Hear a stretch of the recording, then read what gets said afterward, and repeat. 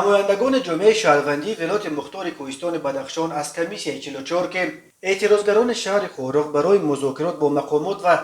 نظارت جریان اجرای طلبهایشان انتخاب کردند، شام 19 دکبر به رئیس مجلس ملی تاجیکستان رستم امامعلی مراجعت کردند. متن مراجعتنامه را عضو کمیسیه 44 فراموز ارگاشف قرائت کرد. در مراجعتنامه چنین آمده است: محترم رئیس مجلس ملی مجلس عالی جمهوری تاجیکستان رستم امامعلی، ما ساکنان شهر خورخ و ناحیه‌های ولایت مختار کوهستان بدخشان از صحنه‌های 25 تا 28 نوامبر سال 2021 باعث بلند مسئولیت شهروندی با طلبات‌های نمایندگان رسمی حکومت جمهوری تاجیکستان و مردم جمع آمده در میدان اسماعیل سامانی شهر خورخ با مقصد به اعتدال آوردن وضعیت سیاسی و صلح و ثبات در شهر خورخ علاقمند با قضیه صحنه 25 نوامبر سال 2021 در دهه 17 نوحه روشقلا جان و سلامتی خود را در خطر گذاشته به محاکمه و بررسی طلبات‌های مردم و حکومت کار را شروع نمودیم. مقصد مراجعت ما به عنوان شما وابسته به وضع سیاسی اجتماعی در ولایت مختار کوهستان بدخشان می باشد. حالت کار چنین است که وضعیت در شهر خورخ از صحنه 25 نوامبر سال 2021 بعد از گذراندن عملیات اپراتیوی جستجویی در دهه 17 نوحه روشخلا در نتیجه آن شهروند ضیابکوف گلبدین به قتل رسانیده شد، 2 نفر دیگر زخمی شدند و مردم به طور استخیوی وابسته به این کار در زمینه هیجان در میدان اسماعیل سامانی شهر خورخ جمع شدند. در تظاهرات 17 نفر در نزد مقدسات ملت پرچم دولتی جمهوری تاجیکستان از یک طرف، نشان دولتی جمهوری تاجیکستان از طرف دیگر و مجسمه اساسگزار دولت تاجیکان اسماعیل سامانی از تیر یراق آتشفشان کارمندان مقامات قدرتی زخمی شدند که 2 نفر از آنها به هلاکت رسیدند.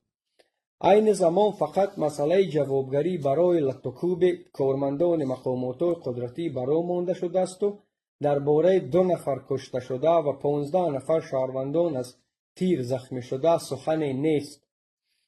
با پرونده جنایتی عاید به قتل رسانده شدن شهروند ضیابکوف گلبدین و دیگر شهروندان تفتیشات رفته ایستاده است.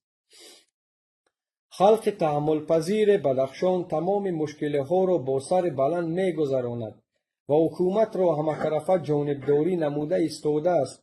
و به حال امکانیت‌های موجوده حکومت جمهوری تاجیکستان در آمده است. از آن جمله گرانترین نرخ محصولات خوراکواری و بازار در عموم در ولایت مختار کوهستان بدخشان، گرانترین نرخ برق، مواد سوزشواری، بلندترین سطح بیکاری، ویرانترین راه‌ها نسبت به دیگر مناطق وطنمان عرض وجود دارد. اما روی راست و بی اساس مردم آسایشته را پراندن از طرف مقامات قدرتی با هر حقوق ویرانکنی نچندان وزنین داغدار سودی نمودن جوانان،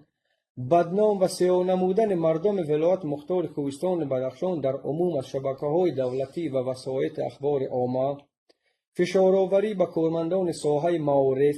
تندرستی، صاحبکاران و دیگر طبقه‌های جامعه در عموم از همه چهارچوب طاقت پذیری و تحمل پذیری گذرانیده و برآورده شده است.